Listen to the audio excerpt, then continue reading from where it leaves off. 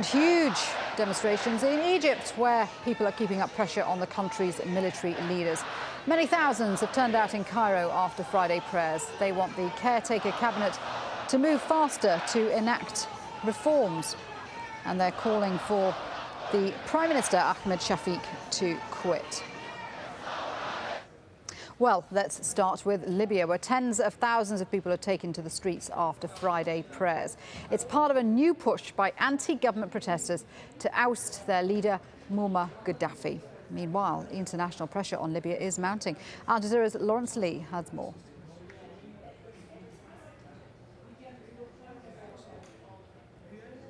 More and more footage emerges of triumphalist scenes from Benghazi in the east of Libya, suggesting Gaddafi's forces have lost half their country.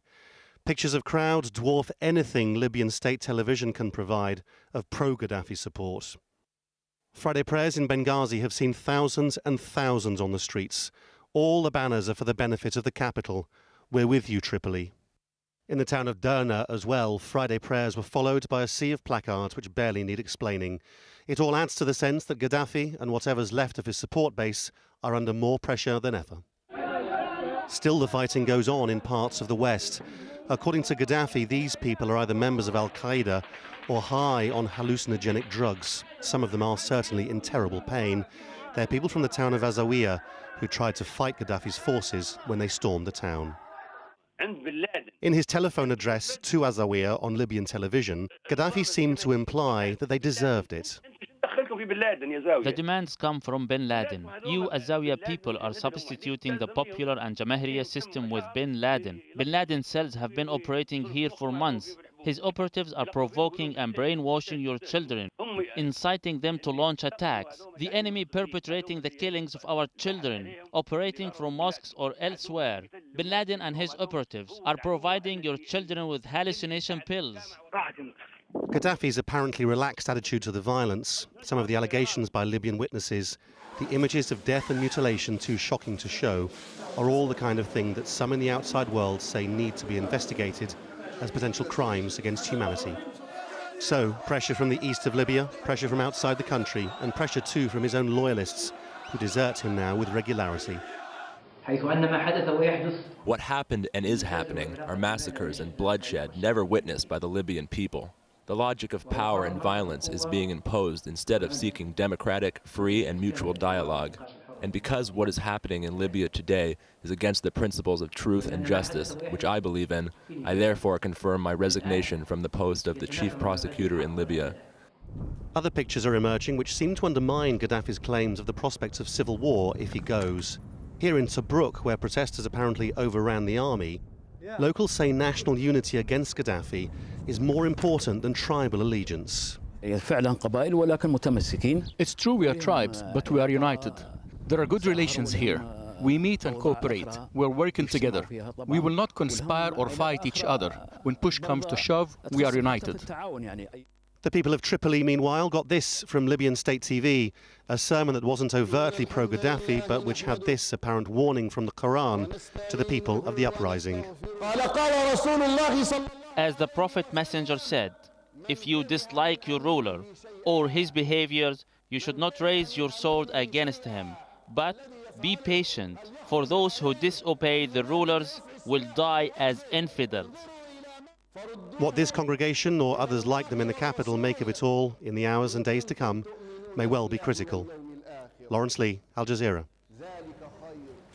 Well, a lot of people trying to get out of Libya right now. Our correspondent Nazni Mashiri is in Ras Ajdir on the Libyan-Tunisian border. Now, Nazni, I know that you've been getting information about the situation in AlJazeera and the town of Zawara. What are you hearing? We are painting a picture from what we're hearing, not only in these towns, but also here on the border, that 3 towns that we know of, Zawiya, Zuwaira, and also a town called Nalut, which is 60 kilometers from where we are in the hands of the people. But the picture of what's happening in between these towns on the roads to this border is very different. There's a heavy military presence. And as we found, we saw a Libyan helicopter literally flying just above where we are on the border. And what we've been told is that there are army and police at checkpoints, many checkpoints on the way, stopping people, searching them, taking away their mobile phones, their memory cards. That is what we're hearing. What about the concerns over the growing humanitarian crisis? A lot of international concern about the crackdown on protesters in Libya. We have been here for days and we have seen thousands of people coming across this border. But what we have seen in the last hour is something different. Hundreds, potentially thousands of Egyptians are leaving Libya now, heading towards Tunisia. And joining me to discuss what is happening right on this border is Stefan Quinton, who is from the European Commission, responsible for humanitarian aid here. Can you tell us what you're seeing? Because I was just at the border right now. I saw families of Egyptians, people with little or no money, just the clothes and suitcases flooding into Tunisia. Are we on the brink of a humanitarian crisis now? Well, actually what we are seeing, it's a movement of population since a couple of days. That's true that right now the profile of the population is a little different. They are mainly Egyptian. Remarkably, the local authority and even the local population are handling very well the situation. So we can say so far the situation is under control. Speaking to these people who are coming across, many of them are Egyptians who've left their homes. They've been in Libya for years. They're not just refugees. They've been living and working in Libya. They are frightened of the violence. It must be frustrating for someone like you who is watching this and unable to go into Libya and help the people there who have no food, no water. Well, that definitely what we would like to do is to go inside as soon as possible to evaluate the situation and to give humanitarian assistance to everybody who needs it urgently, definitely. So what is happening now in terms of what you can offer these people? Because of what I've seen, there are some tents, but not that many, nothing like enough of what you need to cater for what is happening right now. Well, for the moment, what we have is a small transit camp, because the idea is definitely to take these people and to repatriate these people where they should be repatriated. If the situation is becoming much more complicated and if we see that the local capacity cannot handle the situation, the European Commission could provide some humanitarian aid to our organization in order to cope with the situation, definitely. I mean, in your experience, you have been working in humanitarian aid for a very long time. In your experience, how does this compare to previous crises that you've seen? For the moment, when we see the scale of the population displacement is still very, very manageable. We speak about 25,000 people max. So for the moment, we can see that the situation is under control. Now, the situation can change and we have to be prepared for that. Okay, Stefan Quinton, thank you very much for joining us here. So this is very much a developing situation. We have to remember Tunisia itself has been through its own crisis. The uprising cost the country billions of dollars. They are trying to reconstruct, rebuild this country. And if we're going to see Egyptians coming across, and there are 1.5 million Egyptians who live in Libya, we're going to see tens of thousands of Egyptians coming across. This really could turn into something big, Shuli. Nazanin, thanks very much indeed for that. Nazanin Mashiri on the Tunisian-Libyan border there. OK, live pictures coming out of Libya. This is Beida. As the protests continue, the UN Security Council will be convening for an emergency meeting later on Friday to discuss possible sanctions against Gaddafi. Now, UN diplomats say while nothing concrete has been proposed, travel bans, asset freezes, a weapons embargo and the imposition of a no-fly zone are likely to be put on the table. Meanwhile, the UN's top human rights official has said the international community should step in vigorously to end the crackdown in Libya. We owe them our solidarity and protection from violence. We must heed their aspiration for freedom, dignity, and responsible governance. Far from being manipulated by external forces, their protest is a display of people's power, an exercise of direct democracy that deserves and commands international respect and support. Well, strong words on the humanitarian situation there. Nick Spicer is live for us in Geneva, where the UN Human Rights Council is based.